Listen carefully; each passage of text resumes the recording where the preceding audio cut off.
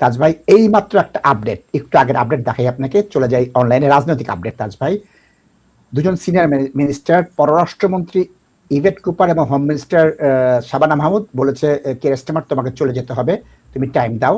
তাদেরকে সাপোর্ট দিয়েছে deputy prime minister David Lammy এবং মিনিস্টার জন হেইলি। সুতরাং চারজন senior most minister respectful, dignified, orderly departure চাচ্ছে প্রধানমন্ত্রীর। মন্তব্য তাজ ভাই।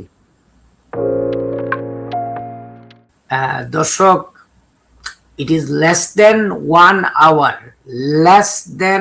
hour, নাশিদ ভাই এবং আমি we were invited in a program, এবং এটাই ডিনার টেবিলে কথা বলতেছিলাম। দর্শক, এই কি প্রসঙ্গে এই প্রসঙ্গটা উঠছিল এটা বলতে পারতেছি না লাইভ প্রোগ্রামে, but the time has come for him to go, এবং পুষা পাললে যে অবস্থা হয় এটাই হয়েছে কেয়ার স্টারমারের এখন। দর্শক, he needs to go, এবং এই ইলেকশন রেজাল্টের পরে if he is staying as a prime minister, he seriously need to consider changing his cabinet. Otherwise, it's not going to be possible for him to run this country. এবং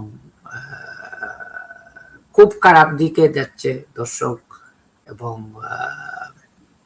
that brings to the very comments we have been making for last couple of months, এবং it will be a very bad situation. এবং যখন main stream পার্টিগুলা এইসব জিনিসে চলে যায়, তাদের নিজেদের মধ্যে ইউনিটি নাই, নিজেরা পাবলিকে একে অন্যরে কমেন্ট করতেছে, তখন এটার নেট রেজাল্টটা হচ্ছে কি ছোট ছোট পার্টি বা লাইক রিফর্ম পার্টির মতো